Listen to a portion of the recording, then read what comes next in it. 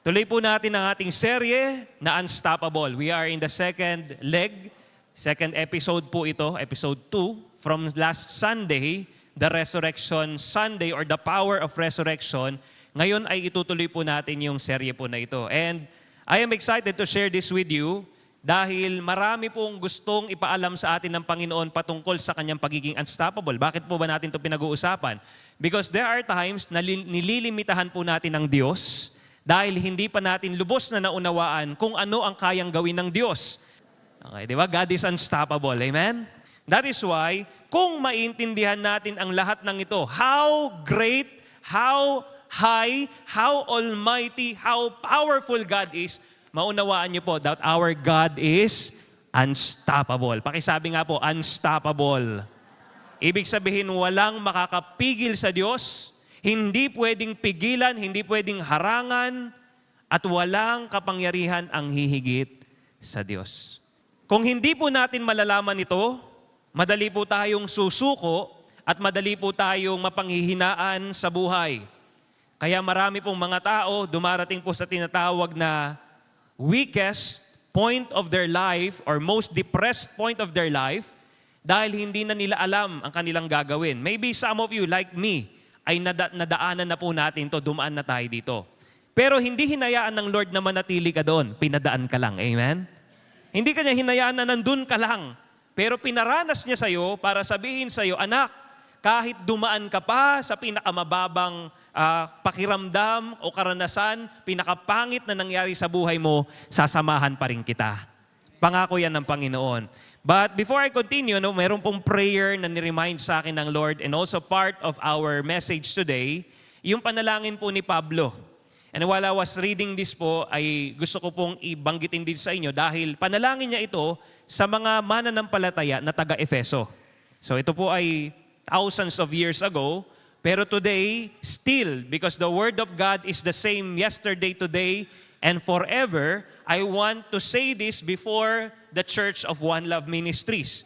Dahil napakaganda po ng panalangin na ito, dahil kung ito po'y mangyayari sa atin, church, ay mas maintindihan natin why our God is unstoppable. Handa na po ba kayo? Please open your Bible or look in the screen in the book of Ephesians or mga taga-Efeso, chapter 1, verse 17. Okay, in this verse says, pababa po yan, ay makikita niyo po, ang ganda po ng prayer ni Pablo. And in Romans chapter 8:26, which hindi na po papakita dyan, sabi po doon, we don't know how to pray, but the Spirit of God is leading us into prayer, is helping us pray. Ibig sabihin, bawat panalangin pala na binabanggit ng isang mananampalataya, hindi lang yan galing sa'yo. Ang panalangin palang lumalabas sa'yo, galing sa Espiritu ng Diyos na nasa iyo. So tuwing nagpe-pray ka, gumagana sa iyo ang Spirit of God. Amen? Okay, pag hindi ka naman nagpe-pray, laman yung gumagana. Kaya maraming mga tao, kapag may kaaway, dapat po ang suggestion ng Bible, wag daw agad nagagalit, pero makinig muna kasi gusto ni Lord mag-pray ka. Kesa sumagot ka kaagad, kesa makipag-away ka, kalma ka lang. Sabi mo sa kanila mo, kalma lang. Bakit ka pinapakalma ni Lord? Para mag-pray. Because when you pray, the Spirit of God will work in you. Hindi ka agad dapat padalos-dalos sa desisyon, hindi ka dapat pwedeng mabilisan na naggagawa ng isang bagay without prayer, kasi kapag walang prayer, laman mo lang yon. And because the flesh is weak, pwede po tayong delikado sa gagawin natin at pwedeng hindi maganda yung maging resulta ng desisyon natin. But when you're calm and when you pray, you start allowing the Lord to work in you. Sino po dito kailangan mag-pray? In verse 17, he says, hinihiling ko o pinapanalangin ko sa Diyos na ating Panginoong Hesukristo, ang dakilang Ama, na bigyan niya kayo ng karunungan at pag-unawa mula sa banal na Espiritu upang lalo pa ninyo siyang makilala. Hinihingi daw niya, ipinapanalangin niya na magkaroon kayo ng karunungan at magkaroon kayo ng pag-unawa. Kailangan matutunan nating ipanalangin ito. As Paul is praying and I will be praying and I am praying for you this wisdom and understanding. Pakisabi nga po, wisdom and understanding, kailangan maipag-pray mo rin sa sarili mo yon. Lord, gusto kong matutunan ang iyong mga salita. Lord, gusto kong maintindihan ang iyong mga salita. Because the ultimate thing na gusto mangyari sa atin ni Lord is, Lord, gusto kong makilala ka pa. Okay, I want you to see this, the logic of relationship. Alam nyo kung bakit may mga taong ka-close ka at may mga taong kilala mo pero hindi kayo close or casual lang. O yung tinatawag na may inner intimate circle pero meron kang outer circle of people or casual people you call friends or common friends. Pero meron kang intimate, meron kang in-love relationship. Ang difference po niyan, yung pagkakilala mo sa kanila. Yung mga close na close ka, yung mga intimate ka na tao, kilalang kilala mo sila. Ngayon, yung mga hindi mo masyadong kilala o hindi mo pa kilala, nandun pa sila sa outer circle mo. Nakukuha po ba? Okay, the thing here is, yung mga malapit sa'yo na iimpluwensyahan ka. Kung sino yung kadikit mo, kung sino yung lagi mong napapakinggan, sino yung lagi mong kasama, nagiging kaisa mo, nagiging katulad mo. Napansin nyo, kung sino yung ka-close mo, kakilala mo yon. Okay. You start, di ba? We started as friends. Yeah? Mga mag-asawa. Taas nga po yung kamay ng mga mag-asawa. You start as friends, casual, to common friends, hanggang nag-grow kayo into yung best friend or kaya naman ay nag-engage kayo at kayo ay nag-grow, nag-decide na mag-engage at nung nag-engage kayo, lumalim pa kayo hanggang nag-decide na kayo, magpakasal na tayo. Di ba? Kailangan po ng karunungan, kailangan ng pag-unawa na galing sa banal na, okay, kanina daw po manggagaling. Okay, hindi kay pastor, hindi dyan sa katabi mo, hindi sa tao, galing sa banal na Espiritu. Dahil limitado po ang kaalaman, ang karunungan nating lahat. Kahit ang pinakamagaling pang tagapagturo o rabbi o teacher ng salita ng Diyos, kulang pa di. Kahit inaral niya na ang lahat ng theology at lahat ng aklat mula dyan hanggang Genesis hanggang Revelation at lumagpas pa siya ng pag-aaral hanggang langit, kulang pa rin po yun. But the Holy Spirit knows all things, knows all truth about the Lord, at siya po ang magbibigay sa atin ng tamang pag-unawa at tamang karunungan. Kaya nga yung iba, nagaling lang sa tao ang pag-unawa. Pakinggan niyo po to. Hindi ba ang Diyos ay mapagmahal? Kaya hindi ba pwedeng magpakasal ang dalawang lalaki kasi nagmamahalan naman? Okay. Kanino galing ang pag-unawa nila? Hindi sa Espiritu. Nakukuha po ba? Hindi ba sabi ni Lord, kapag nagbigay, dapat bukal sa kalooban? Kaya nga ako, pag nagbibigay lang ako, pag birthday ko. Hindi ako nagtatides every Sunday. Ayaw ko yon. Kanino galing yung unawa mo? You see? Because at many times, meron ka namang understanding. May knowledge ka ni Lord. Kaya lang galing sa'yo, galing sa tao, galing lang doon sa nagturo sa'yo.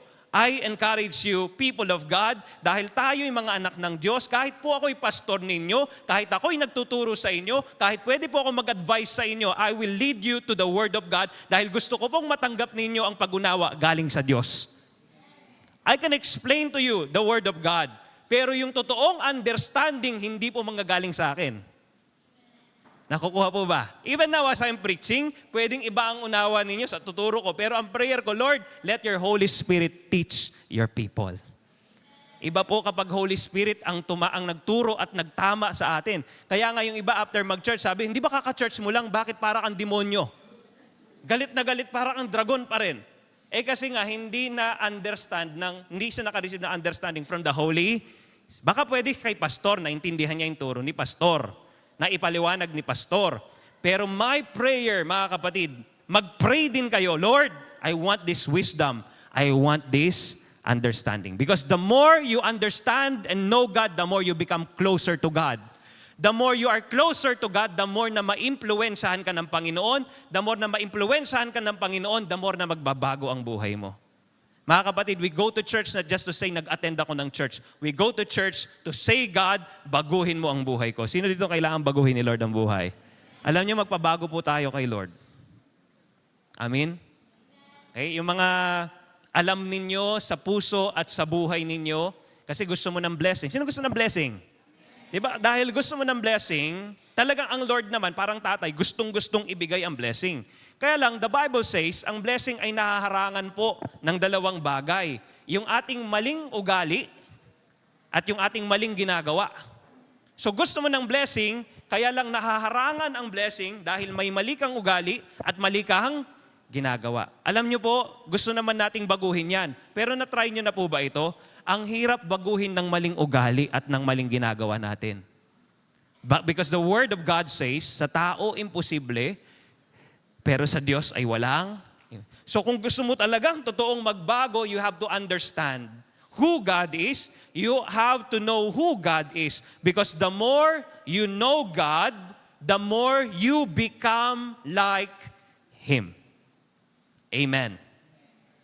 The more you know God, the more you become like Him. Ibig sabihin, kung ang pagkakilala ko lang sa Diyos ay kalahati lang, ibig sabihin, ang nakukuha ko lang na puso ng Diyos ay kalahati lang. Hello? Halimbawa, do you believe that God is 100% forgiving? Kaya lang, nung nagbasa ka ng Bible, ang tingin mo sa Diyos, 50% lang siyang mapagpatawad. So nung may umaway sa'yo, nung may nakagalit ka, sabi mong ganon, hindi kita, patatawarin kita, pero 50% lang. Bakit? Kasi ang pag-unawa mo sa Diyos, hindi sa 100% na nakukuha po ba? Kaya may mga Kristiyano hanggang ngayon, kahit sa tagal-tagal ng pagkakristyano, sa 5 taon, 10 taon, 20, mamamatay na nga lang eh. Hindi pa rin ako mapapatawarin kita, 50% lang. Kapag kulang ang iyong kaalaman, kulang din ang iyong application. So hindi mo maintindihan na buo ang pagkaunawa at pagkaintindi sa Diyos, kaya nakakalahati lang. Yung iba, kalahati lang ang pasensya ko ha. Huwag mo akong sasagarin. Pag ito, nakaubos mo ito kalahati, lalabas yung halimaw. Yeah?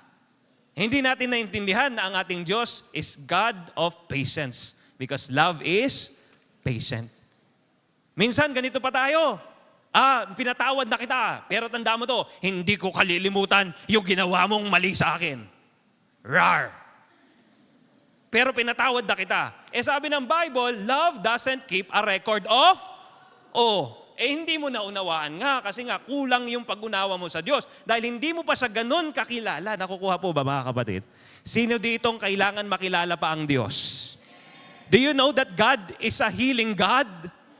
Kaya hindi ka dapat mananatili na para kang kawawa at parang kulang-kulang because God is also our provider. At sinabi ng Diyos, hindi kita pababayaan, hindi kita hahayaan na pag nangihina ka, palalakasin kita. Kaya kung naintindihan niyo po at nakikilala niyo kung sino ang Diyos, mananatili ka na matatag sa pananampalataya. That is why I pray, mga kapatid, magkaroon po tayo ng wisdom, ng understanding galing sa Holy Spirit. Again, I tell you, kulang po ang pagpapaliwanag ng lahat ng tao. Kahit gaano pa kagaling ang preacher, isipin nyo si Jesus na ang pastor ni Judas.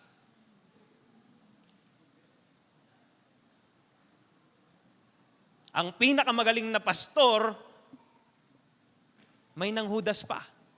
So hindi po ito tungkol kung sino yung pastor o sino yung tagapagturo. Ito pala'y tungkol sa pag-unawa ng tinuturuan kung talagang nauunawaan mo yung tinuturo sa'yo. Nakukuha po ba? Okay, that is why this is very important. Pag-pray niyo po ito. I'm praying for you every day, mga kapatid, na magkaroon po kayo ng tamang pag-unawa, tamang pagkilala sa Diyos sa pamamagitan ng banal na Espiritu para hindi po kayo maligaw.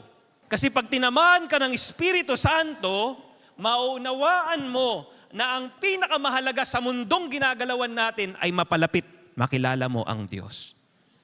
Alam nyo, yun yung sabi ni Pablo. Si Paul po ay hindi po isang ordinaryong tao. May posisyon, may galing, may runong, may yaman, may pangalan. Meron po sa lahat. Pag binasa nyo po si Saul, may kapangyarihan po siya. Meron po siyang say. Hindi po sa ordinaryong tao. Pero nung siya'y naging Pablo, isa siya sa mga nagsabi, baliwala ang lahat ng narating ko para lang sa pagkilala ko at paglapit ko sa Panginoong Jesus na nagbigay ng aking buhay. Grabe, para masabi niya yon, Pagkatapos niyang maranasan lahat ng achievements sa mundo, marating ang lahat ng dapat marating ng tao, bigla niyang binaba ang lahat. Sabi niya, baliwala ang lahat ng yan. Para lang sa pagkilala ko.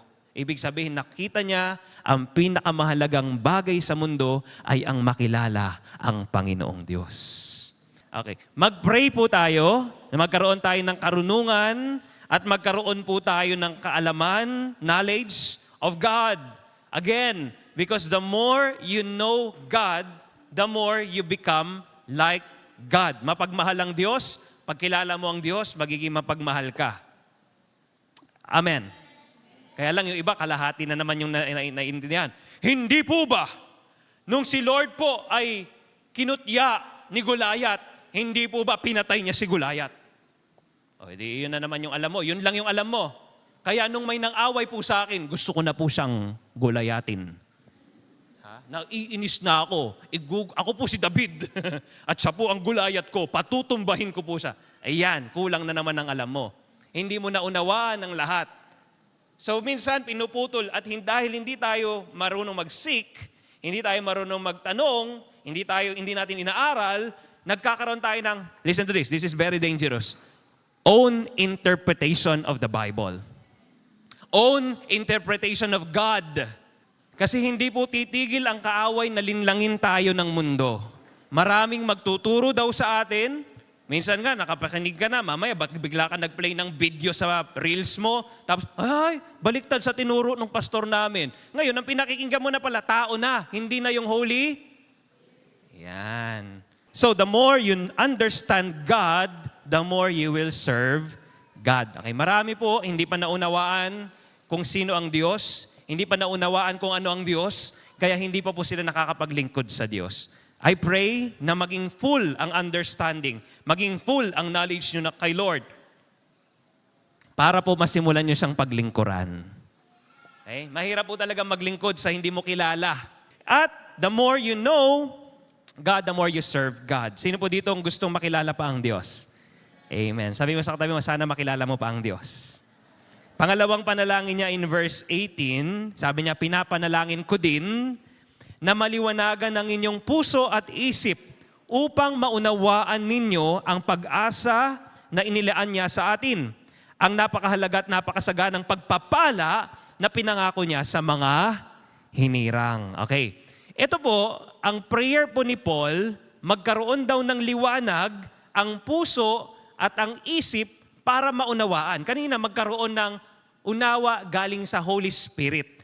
Ngayon ito naman ikaw, kailangan daw magkaroon ng liwanag ang iyong puso at isip. Yung liwanag po, according sa English version po, pag tinignan nyo sa mga Bible nyo, truth. Pakisabi nga po, truth. Magkaroon ng katotohanan. Saan? Sa puso at sa isip para maunawaan mo daw na may pag-asa. Pakisabi nga po, pag-asa na ibinigay sa iyo ang Diyos, ang napakahalaga at napakasaganang pagpapala na na pinangako, pakisabi nga po, pangako, para sa mga hinirang, para sa mga tinawag. Okay, ito po yung pangalawang panalangin po na pinagpipray po ni Paul, pinagpipray ko sa inyo at sana po ipag-pray nyo rin sa sarili nyo. Pray for understanding of truth and receive the promises of God. Okay, sino pong naniniwala dito may magandang plano sa kanya ang Diyos? Okay, sabihin mo nga sa katabi mo, huwag kang matakot. Okay, bakit? Kahit naharapan ka ng katakot-takot na sitwasyon, kahit katakot-takot na presyo ng diesel at gasolina, katakot-takot na presyo ng mga bilihin, let me tell you something, hindi takot dyan ang Diyos. Dahil alam niya na kung anong gagawin niya sa'yo, kung magtitiwala ka sa Kanya, alam niyang gagawin niya sa'yo. Hindi ka niya pababayaan, hindi ka niya hayaang mapahamak, hindi ka magugutom, hindi ka magkukulang, bubuhayin ka ng Diyos. Parang hindi kayo naniniwala. Parang ganito. Ang asawa ko, dahil po ako'y pinili niya, pananagutan ko siya. Amen. Okay. Ang mga anak namin, dahil hindi naman po nila piniling ipanganak sa mundo. Amen. Kami ang nag-decide. Magiging mag-asawa tayo, ipapanganak yung mga anak natin, pananagutan namin sila. Hindi nila kami pananagutan. Responsibilidad namin sila. Hindi nila kami, yes, they can bless us, pero hindi namin sila hihimukin na anak, kailangan gawin mo to, kailangan ibigay mo to. Hindi. Pananagutan namin ang mga anak namin. Nakukuha po ba? Okay, sino dito mga anak ng Diyos? Okay, sinong lumikha sa'yo? Okay, naniniwala ba kayong pananagutan kayo ni Lord? Pakihimas nga yung katabi mo, sabi mo, pananagutan ka ni Lord. Okay. Magpakaanak ka lang. Ang problema sa atin, gusto nating gawin yung sarili nating kagustuhan, lumalayo tayo sa presensya ng ating tatay, tapos sasabihin natin, bakit Lord, hindi mo na yata ako bless? Nakakalimutan mo yata ako, Lord. Parang malayo ka na sa akin. Sino bang lumalayo? Ang Diyos o ikaw? Hindi po lumalayo ang Diyos. Tandaan niyo yan. Pag hindi mo nararamdaman ang pagpapala ng Panginoon, merong lumayo. Sigurado kong hindi ang Diyos yon. Gusto ng Diyos na para kang anak, na hinahayaan mo siya, yun ang totoo. Kailangan mong matanggap ang katotohanan. Kailangan mong matanggap ang mga pangako ng Diyos. May pangako po ang Diyos, hindi lang para sa lupang ito. May pangako ang Diyos para sa kabilang buhay natin. Okay. Kailangan po maintindihan nyo rin itong pangako na to. Maraming pangako ang Diyos, pero isa po sa pangako ng Diyos, buhay na walang hanggan. Kapatid, lahat tayo ay darating sa huling hantungan, huling hininga natin. Pero hindi po matatapos ang buhay natin dito sa lupa. Pumili ka, may dalawang tinatawag na buhay na walang hanggan. Buhay na walang hanggan na pahirap sa impyerno o buhay na walang hanggan na punong-puno ng kagalakan sa langit. Pipili ka. Isa lang. Anong gusto mo? Langit o lupa? Impyerno. Yung kanta po na yun, yung pong laro na yun, reminder po yun sa atin na hindi po tayo titigil sa lupa. Ito po'y panandalian lang pero may habang buhay. May forever. Langit at impyerno. Pangako ni Lord. Pangako ni Lord. Ang sinumang sasampalataya sa akin ay magkakaroon ng buhay na walang hanggan. Okay. The church will always preach the truth. But it is on your own understanding kung tatanggapin niyo po ang truth. You are perfect as you are. Opo, pwede pong magayos. Pero hindi mo na kailangang iladlad. If you know the truth, you will receive the promises of God. Okay, kung alam niyo po ang katotohanan, tatanggapin niyo ang pangako ng Panginoon. Ang problema, dahil hindi po natin alam ang truth, nadideny natin ang mga pangako ng Diyos. Mga kapatid, the truth is, hindi ka maliligtas dahil mabait ka. Hindi ka maliligtas dahil matulungin ka. Hindi ka maliligtas dahil mapagbigay ka. Okay, baliktarin ko . Kaya ka nagiging mabait kasi ligtas ka na. Kaya ka nagiging matulungin kasi ligtas ka na. Kaya ka nagiging mapagbigay kasi ligtas ka na. Tanungin mo yung katabi mo, ligtas ka na ba?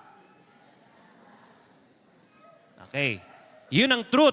Malalaman mo ang katotohanan, matatanggap mo ang pangako, ligtas ka kaya ka pupunta ng langit dahil kay Jesus. The more you know the truth, the more you reject the lies. If you are full of truth, you don't want any more lies. Kaya po yung taong babad sa katotohanan, ayaw sa chismis. Babalik na rin ko. Yung mga taong walang word of God, puro chismis ang pinakikinggan. Yung chismis nila parang popcorn. Anong chismis ngayon? May chismis ka ba ngayon? Parang popcorn. Pinagpepiestahan. Dahil walang word. Ang word tuwing Sunday lang. So pag Sunday, day off sa chismis. Pag Sunday lang? Tapos nag-attend ka pa ng Wednesday. O pag Wednesday and Sunday, day off sa chismis. Pero yung the rest of the days na walang word of God, anong pinakikinggan? Lies. Kasi hindi mo aayawan ang kasinungalingan o ang chismis hanggat hindi ka puspos ng salita ng Diyos. I don't know if you experience this, but there are people who loves to talk about other people, and sometimes we tend to not acknowledge our own weakness kasi ang gusto lang natin makita yung kahinaan nila. Kasi yun na lang yung nabubuo sa usapan. Mga kapatid, let me tell you something. Pag nasa grupo po kayo, ang magandang pag-usapan, yung sariling kahinaan. Huwag yung kahinaan ng iba. Unless kayo po ay lingkod ng Diyos at tutulungan nyo yung taong yon at kakausapin nyo yung taong yon, pag-usapan natin. So the more you know the truth, the more you reject the lies. Satan is the father of all lies. Satan doesn't want you to be free from the lies. Gusto ng demonyo, mas magaling ka sa kasinungalingan. Gusto ng demonyo, mas magaling ka sa chismis, hindi dun sa totoo. Kaya nga minsan, pag lumapit na siya yung chismosa, hanggang dun ka na lang. Hindi mo man lang tatanungin yung totoong kinento ng chismis. Yung problema sa atin, we stop with the chismis. We don't want the truth. We are not truth seekers. But I pray na maunawaan ninyo, mabuksan, maliwanagan ang puso at isip nyo ang hanapin po natin truth. Nasaan po ang truth? Na kay Lord. Na kay Lord. Nasa Word of God. Kaya magbasa po tayo ng Bible. I pray na yan po ay isik po natin. Ano? The more you receive the promises of God. Hindi pa po tapos. May pag-asa daw ang Diyos sa atin in verse 18. And now that the more you receive the promises, kasi alam mo na yung truth, nireject mo na yung lies, naniwala ka na sa promises, so pag tinanggap niyo po ang pangako ng Diyos, I pray, mangyari po sa inyo to, the more peaceful you become. Dahil hawak mo, kargado ka, punong-puno ka ng pangako ng Diyos, nagkakaroon ka ng tunay na kapayapaan. Parang ganito, sa kabila po ng nagtataasang presyo ng mga bilihin, ng gasolina at ng krudo at kung ano-ano pang nagtataasan, ng presyon at kung ano-ano pa, kahit tumaas po yan, alam mong may pangako si Lord. Ang pangako ni Lord, hindi kita pababayaan. Anong pangako ni Lord? Hindi kita iiwan. Anong pangako ni Lord? Ang nagtitiwala sa akin ay hindi mapapahamak. Mga kapatid, kung yun ang tinanggap mo at yun ang pinaniniwalaan mo, matatakot ka tuwing nakikita mo yung presyo ng gasolina? Kapag wala kang pangako ng Diyos, pag nakita mo, natataas na naman ng 15 pesos yung diesel, at nakita mo nga, anong magiging reaction mo? Uy, payapa kayo ha. Anong reaksyon ng mga walang pangako ng Diyos? Ba't ganun? Kahapon lang ganito, tapos ngayon ganito. Alam niyo po, nawawalan tayo ng peace. Dahil wala tayong pinanghahawakan na pangako ng Diyos. Okay, isa pang pangako ng Diyos. Sana panghawakan niyo po ito. Ang mga pamilya na maglilingkod sa Diyos, sabi ni Lord, sasamahan niya kayo. Kaya lang, kapag wala kang ganong pangako, alam mong hindi Diyos ang sumasama sa inyo. Kasi ang sasamahan ng Diyos ay yung mga tapat at mga maglilingkod sa Kanya. Kaya ipagpapalain daw niya hanggang ika-4, hanggang libo-libong generation. Kaya payapa ka ngayon. Hindi ako mag-aalala na iwanan yung mga anak ko, na Lord, kunin mo na ako kasi yung mga anak ko, mga lingkod mo, payapa ako. Yung iba ayaw magpakuha. Sabi, Lord, wag mo muna akong kukunin. Yung mga anak ko, malayo pa sa'yo, hindi ka pa kilala. Wag mo akong kukunin, Lord. Mga 200 ka na. Lord, wag mo pa akong kunin. 300. Lord, wag pa, hindi pa sila lingkod. Pero yung mga lingkod ng Diyos, yung mga anak, Lord, pwede na. Narinig ko yan kay Bishop Frank. Narinig ko yan kay Pastor Peter Tanchi. Bakit ganun sila, excited silang magpakuha na kay Lord? Kasi alam nila yung mga anak nila, mga lingkod na ng Diyos, tapat sa Diyos, at alam nilang hindi pababayaan ng Diyos ang mga anak nila. Kasi promise si Lord yun sasamahan ng Diyos ang mga naglilingkod, ang mga tapat sa Kanya. Kung yung mga anak mo, hindi pa lingkod, hindi pa tapat sa Diyos, Lord, wag mo akong kunin, kailangan ko pang bantayan to. Yes, the enemy will try to attack, the enemy will try to stop them, pero ang ating Diyos ay unstoppable. Amen? Kaya yung mga nararanasan nyo po sa mga pamilya nyo, atake ng kaaway, mga pinipigilan yung pamilya nyo na lumapit sa Diyos, wag po kayong tumigil. Because God is unstoppable. Amen? Wag kayong magpapa-stop. Okay. Yan po mga yan ay mga panalangin po ni Pablo at prayer ko po para sa ating church at sana maging prayer nyo rin po. Dahil yung mga bagay na yan ay kailangan po, mga factors po yan para magkaroon po tayo ng unstoppable faith because our God is unstoppable. Here's a truth that you should know and you must keep in your heart. Sabi ng Bible, you can find the verse, hindi ko na nalagay, but you can find the verse. Sabi ni Lord, let us make man in our image and likeness. So ibig sabihin, nung nilalang niya yung tao, kinopya niya yung sarili niya, yung imahe niya, at nilagay po niya yung ugali niya. Image and Okay, imahe at ugali. Karakter. So naniniwala ba kayo, mga kapatid, kung narinig nyo itong boses na ito, nariniwala ba kayo na ang Diyos natin ay unstoppable? So nung nilikha ka niya, in the image of God, in the likeness of God, ibig sabihin, yung nilikha niyang ikaw, unstoppable din. Okay, pakisabi sa katabi mo, you are unstoppable. Why? Because you are made in the image and likeness of God. Kaya pansinin niyo, di ba? Pag may gusto kang gawin, walang makapigil sa'yo. Because your God, your Creator is unstoppable, you become... Lino, pag exam, walang mangungopya. Pag talikod ng teacher, it's normal. Because the one who made you is unstoppable. But here's the catch. Nagamit po ng kaaway yung pagiging unstoppable natin sa mali. Pero dapat yung pagiging unstoppable na yon sa tama at maganda sana. Dapat ganito, bigyan ko kayo. Dapat unstoppable ka na hindi ka mapigilan na magsimba. Ang unstoppable sa tama at mabuti at maganda. Because our God is unstoppable in His goodness. He is unstoppable in all the good things. He is unstoppable blessing us. Kaya dapat unstoppable ka rin sa magagandang bagay. Dapat pag may kaaway ka, unstoppable ka, dapat magpatawad. Diba? Hindi yung saka na pagka pumuti na yung buhok niya. Saka na pag nagbago siya. Ephesians chapter 1 verse 19 to 20. Ipinapanalangin ko din na malaman ninyo ang napakadakilang kapangyarihan ng Diyos para sa ating mga sumasampalataya sa Kanya.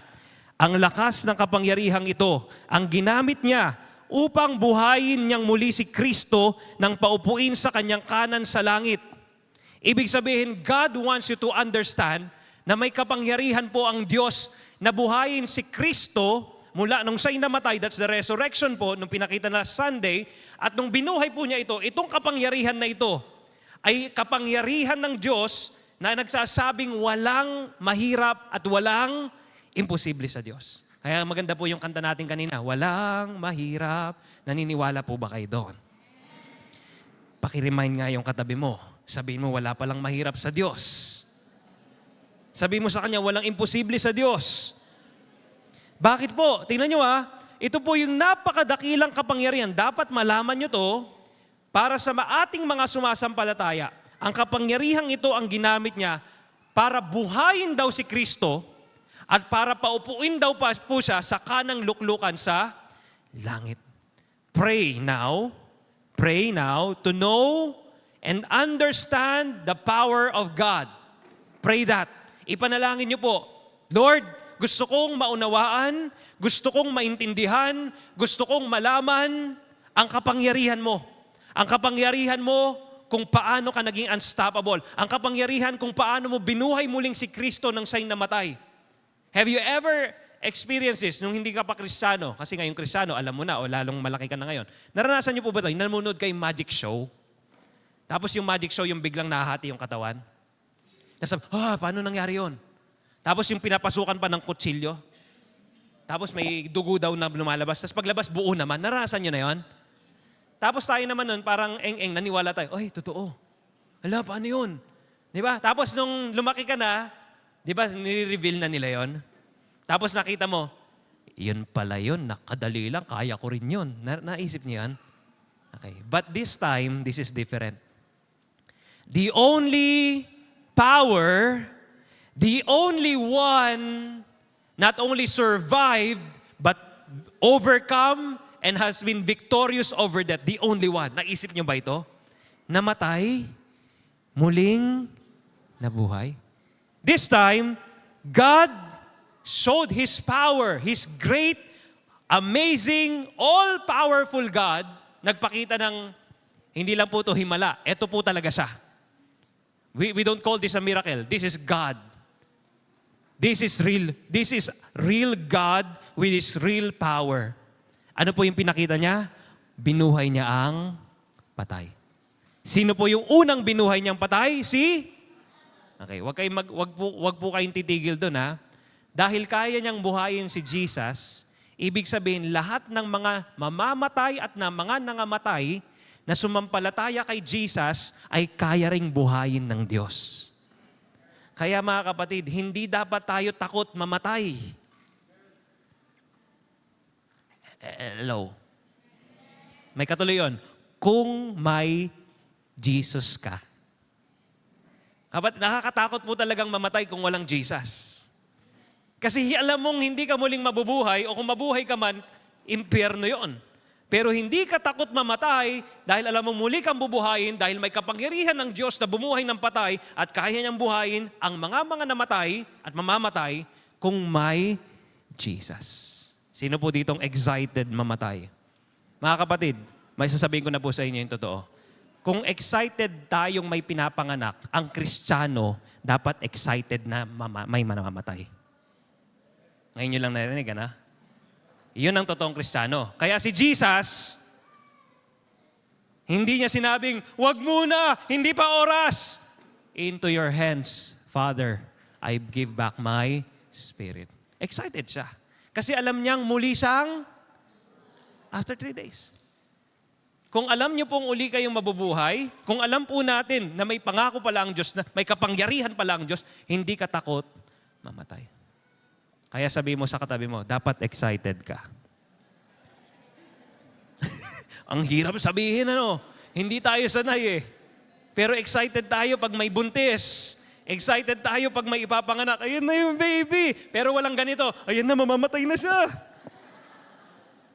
Hindi ako, sabi ko sa asawa ko, pag po ako'y nauna, sakali lang mauna sa kanya, sabi ko sa inyo, baka mauna ako sa inyo. Pag party niyo ako, sabi ko sa kanya. Kasi gusto ko masaya. Kasi alam kong naglingkod ako sa Panginoon. At alam kong may naghihintay na buhay na walang hanggan. Hindi ako takot. Dapat hindi tayo takot. Amen? Pray to know, the more you understand the power of God, the more you honor Him. Say the word honor. Highest respect. Napansin niyo po, wala tayong respeto sa taong hindi natin kilala o alam ang kapangyarihan. Pag alam mong mababa ang isang tao, parang tignan mo na lang, wala kang power eh. So minamalit natin. Pero yung mga may posisyon, may titulo, may kapangyarihan, may natapos, may narating, grabe ka. Opo, yes po. Pero yung mga wala, kung maliitin natin, ganyan ang tao. Kaya yung tao minsan, doon ang gusto na lang may marating para may tingin daw sa kanila yung tao. Mga kapatid, we don't understand the power of God. Because the power of God, the only power na dapat ang ginagalang natin, the power of God. Kaya nga may mga tao, takot sa gobyerno, hindi takot sa Diyos. May mga tao, takot sa amo, hindi takot sa Diyos. Kasi powerful daw yung amo nila, tatanggalan sila ng trabaho. Hindi takot na mawalan sila ng Diyos na araw ng oras sa Diyos. Yung power ng pera, mas takot pa tayo kaysa sa power ng Diyos. The only power that we should look upon to is the power of God. Hello? Kasi kung sino yung may power, tinitingala natin. Tingnan nyo ito Pag pumasok po dito, ang hindi nyo kilala, wala kang pakialam. Pag pumasok si Mayor, Mayor. May ganun, Mayor. Diba? Pag dumaan sa bahay mo, yung hindi kilala, hello, gaganon ka ba? Hindi kita kilala. Dumaan si Bongbong Marcos sa bahay mo, huy, pipicture ka pa eh. You see? You honor those who have power. The problem is, ang standard mo ng power hanggang lupa lang.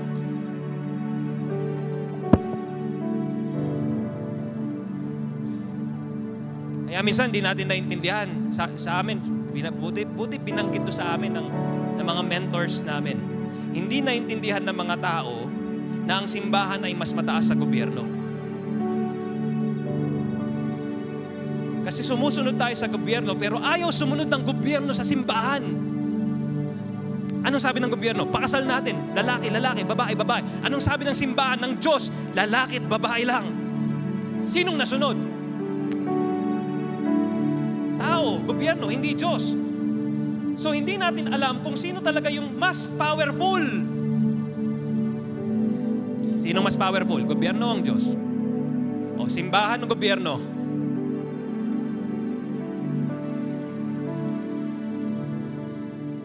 You honor who is powerful. Tandaan nyo yan. Kaya sa bahay, di ba mga lalaki? Taas kami mga lalaki. Sobra yung pag-honor natin sa mga asawa natin. Because they are powerful. Amen, mga misis? All the women say, Hallelujah. Parang nanghina yata kayo ngayon. Di ba? Grabe yung pag-honor natin sa mga babae. Because women are powerful. Amen, amen. Pero ang sabi sa Bible, ang power dapat nasa lalaki. Kaya lang sabi ng babae, hindi. Ang babae ay laging tama. May tama ka. So you honor who is powerful. Mga kapatid, I want you to open your eyes. Open your heart. Ang Diyos natin ang pinakamakapangyarihan sa lahat.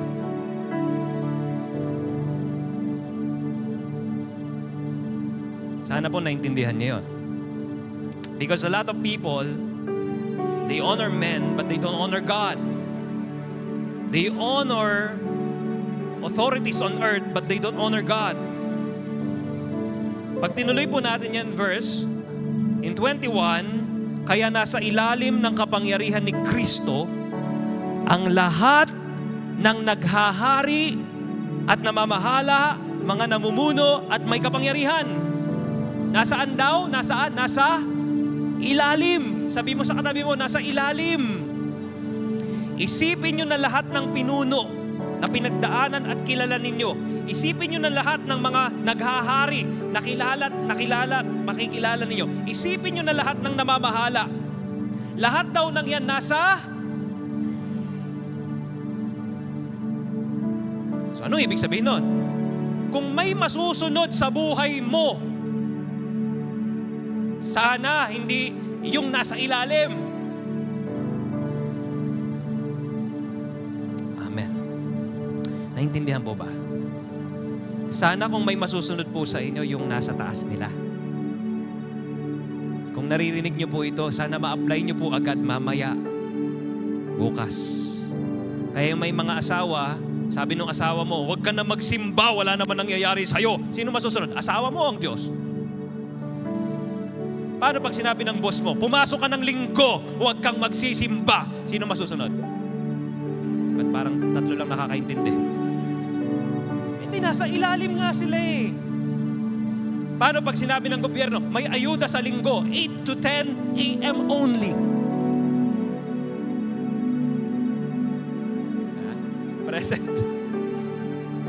We tend to submit doon sa mas mababa sa authority sa Diyos. Mas nauuna pa yung nasa ilalim niya kesa sa Kanya. Do not forget this. Jesus is above all authorities. Maraming authority sa mundo. Alam nyo yan. Bata ka pa lang, may authority ka. Nag-aaral ka, may authority ka. Nagtrabaho ka, kahit nga, ano ka negosyante, kahit boss ka nga, may authority ka pa rin eh. But remember this.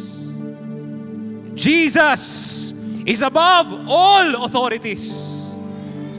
Sana po, wag niyong kakalimutan to. Kasi pag ito hindi niyo po i-apply, sayang. Sayang po yung power ni Lord sa buhay ninyo. Sayang po yung pwedeng gawin ni Lord sa buhay ninyo. Wala nang hihigit sa kapangyarihan ng Diyos. Wala nang hihigit sa authority, sa posisyon ng Diyos.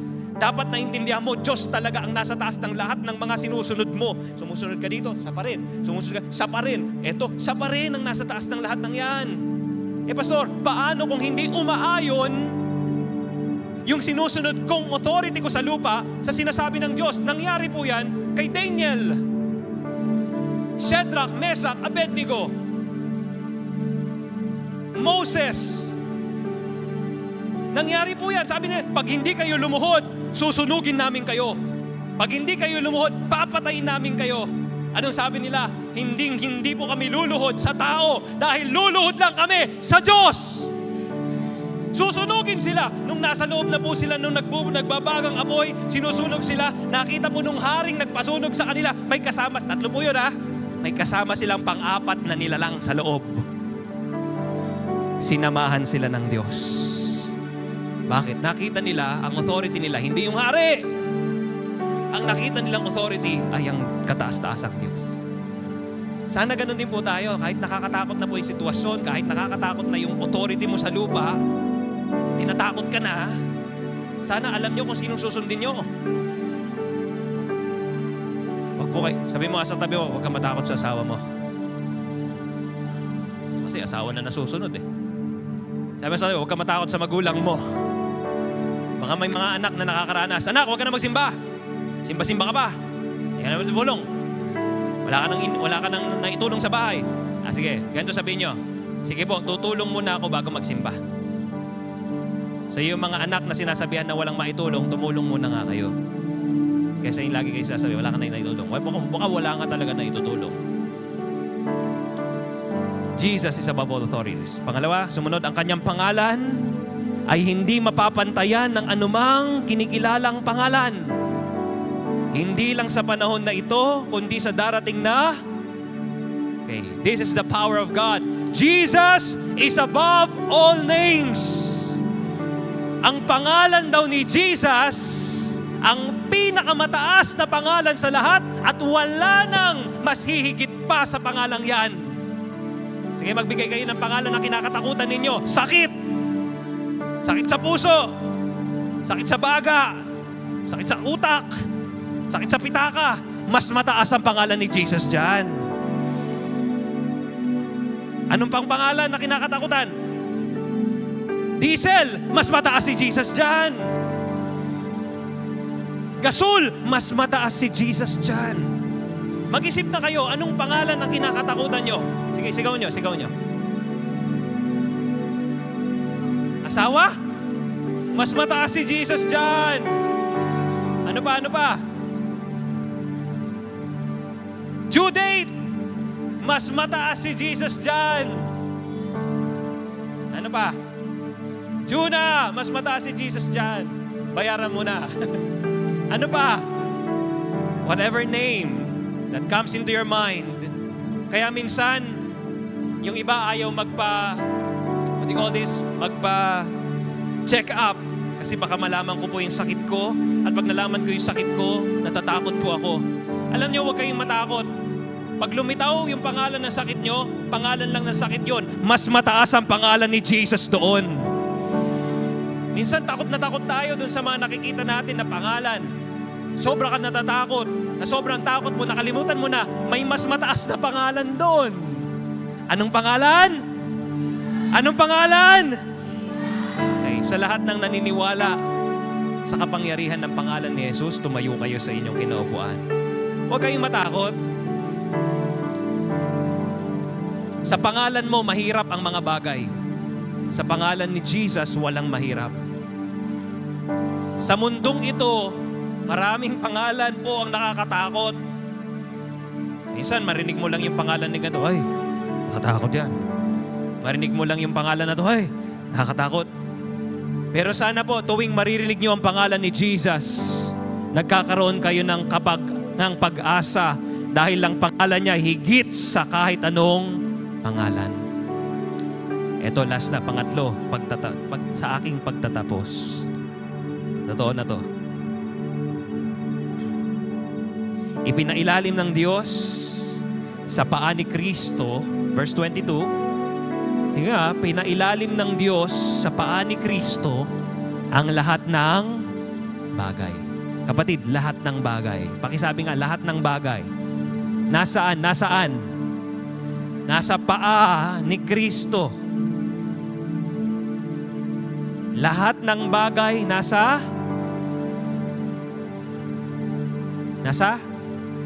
ilalim, nasa paa, nasa ilalim ng paa. Ibig sabihin, inaapakan lang ni Jesus.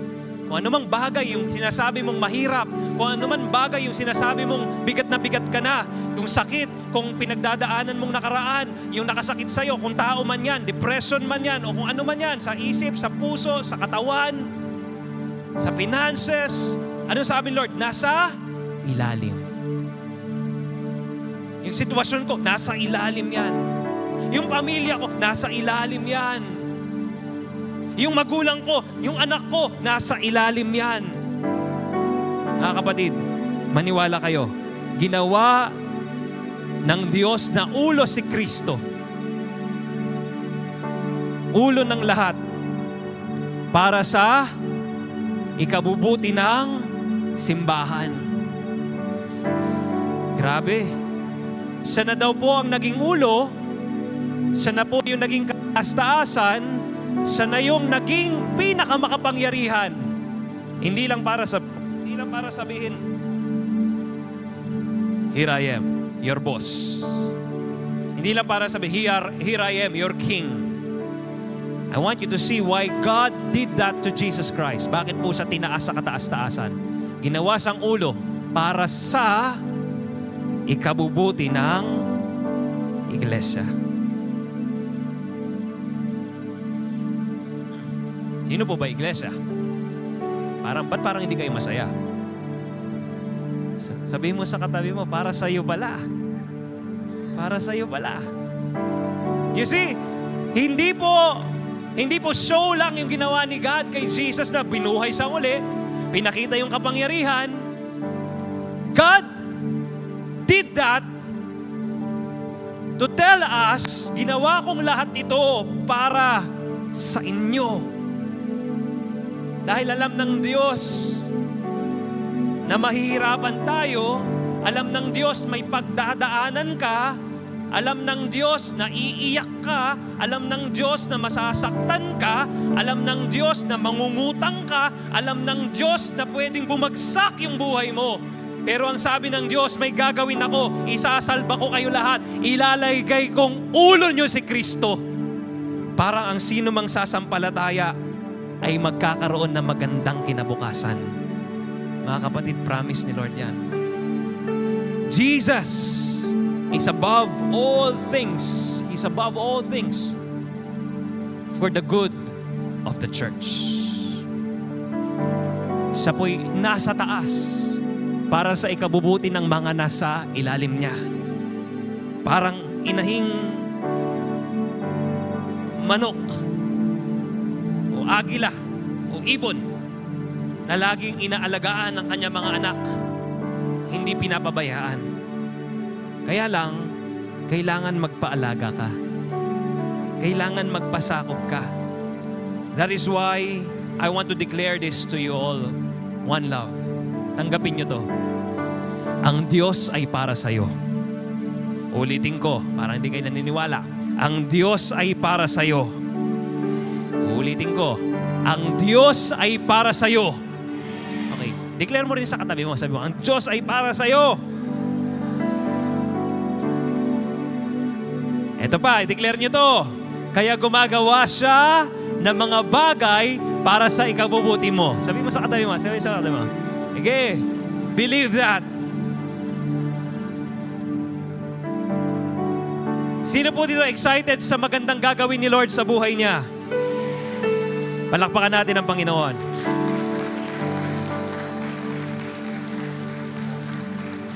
Meron pa pala. Last na talaga to.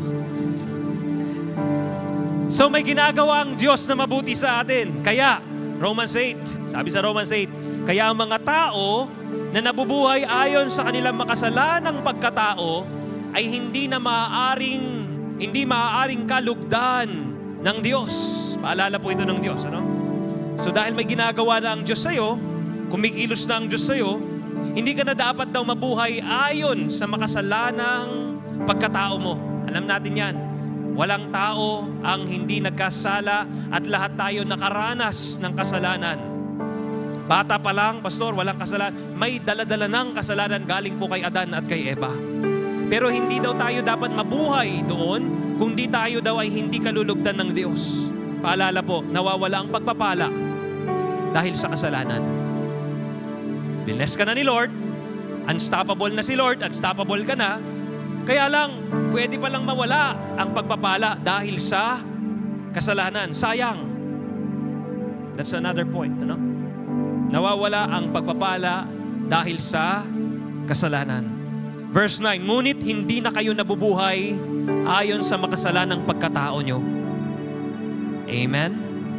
Kundi sa ayon na sa patnubay ng Espiritu. Kung totoo ngang nananahan sa inyo ang Espiritu ng Diyos, kung wala sa isang tawang Espiritu ni Kristo, siya'y hindi kay Kristo. Paalala, bago po tayo magwakas, may tunay na pagbabago ang nasa Panginoon. Amen? Sino po dito ang gusto magbago pa para kay Lord? Okay, kung totoo daw pong may Kristo ang ating buhay, totoo rin ang mangyayaring pagbago. Yan yung ginagawa ni Lord, ano? Ngunit, kung nasa inyo na si Kristo, mamatay man ang katawan dahil sa kasalanan, binubuhay naman kayo ng Espiritu dahil itinuring kayong matuwid ng Diyos. At kung nananahan sa inyo ang Espiritu ng Diyos na muling bumuhay kay Kristo, siya rin ang magbibigay ng buhay sa inyong mga katawang namamatay. Gagawin niya ito sa pamamagitan ng kanyang Espiritu na nananahan sa inyo. Pangatlo, may buhay na walang hanggan ang nasa Panginoon. Pakisabi sa katabi mo, see you in heaven. That's a promise. You are unstoppable. Pupunta ka sa langit. Kaya nga, mga kapatid, may tungkulin tayo. May tungkulin tayo. Ngunit hindi na sa pagsunod sa kagustuhan ng ating makasalanang tao. Pwede bang umakbay ka ng isang tao, sabihin mo, may tungkulin tayo. Ay, yung iba kasi sabi, ligtas na ako! Wala na akong gagawin. Hindi po. Kaya ka niligtas kasi marami ka pang gagawin. May tungkulin tayo. Sinamarize ko po yung tungkulin natin. Ito yung una, mga tungkulin ng nasa Panginoon. Number 1, stop sin. Stop sin. Itigil na natin ang wag na po nating isa-isahin kasi ayaw natin pag-usapan yan, pero alam kong alam nyo yan. Sa ibang pagkakataon natin ito pag-uusapan, mahabang usapan to. Pero mga kapatid, kayo ang nakakaalam kung ano ang kasalanan na dapat nyong itigil. Pwede bang sa oras na ito, tatapikin mo, wag yung katabi mo, sarili mo, sabi mo, itigil mo na. Nasa iyo na si Lord, sabi mo. Okay? We are not here to condemn anyone. God loves us and I love you as people of God bilang mga kapatid ko sa pananampalataya. As may parang mga anak sa pananampalataya. Mahal ko po kayo. Kung meron man kayong ginagawang kasalanan, gusto ko po kayong tulungan. Pastor, paano mo ko tutulungan? Mag-usap po tayo. Galing po ako sa kasalanan. Yung iba, alam niyo po yung nakaraan ko. Kung gusto niyong malaman, mag-usap tayo, huwag niyong alamin sa iba. Ako pong tanungin niyo, Pastor, ano ba nakaraan mo? Pwede kong ikwento sa inyo. Galing po ako sa kasalanan. Naintindihan ko kayo. At kung paano ko pinalaya ng Diyos, tutulungan ko kayong mapalaya rin ng Diyos. Naiintindihan ko, I'm not here to condemn anyone. I came from sin, just like you. We all came from sin. Huwag kayong mahiya, no? Kaya po may mga counseling sessions po akong ginagawa. May mga bagay minsan hindi natin mabago kasi hindi natin maamin yung ugat ng kasalanan natin. I tell you, pag yan po ay napag-usapan natin, I will assure you, God can set you free. Itigil natin ang ating mga kasalanan. Ito po for the last, ito na talaga. Never stop. Never stop. Stop. Sabi nga po, stop. Number 1, never stop serving God. Number 2, never stop trusting God. Letter O, never stop obeying God. And letter P, never stop persevering for God. Never stop praying. Dahil nasa iyo na ang Panginoon, maglingkod po kayo sa Diyos. Sa pamamagitan ng pamilya nyo, maglingkod kayo. Sa pamamagitan ng ating simbahan, maglingkod kayo. Sa bayan natin, maglingkod kayo para sa Diyos. Dahil nasa iyo ang Diyos, do not stop trusting the Lord. Magtiwala kayo sa Diyos. Oo, mataas ang presyo ng gasolina at mga bilihin, pero wala po dyan ang buhay natin, nasa Diyos. Never stop obeying God. may tinig kayong naririnig sa Diyos. Tuwing nagtuturo po ang inyong lingkod at tuwing nagbabasa po kayo ng Biblia, may mga pagkakataon ng asawa ninyo, ang pamilya nyo nagsasabi sa inyo, pakinggan nyo ang tinig ng Diyos, sumunod po kayo. And lastly, never stop persevering. Kahit ano pong pagdaanan ninyo, wag po kayong susuko. Tandaan nyo, laging may pag-asa sa Diyos. Paano po natin magagawa lahat yan? Never stop praying.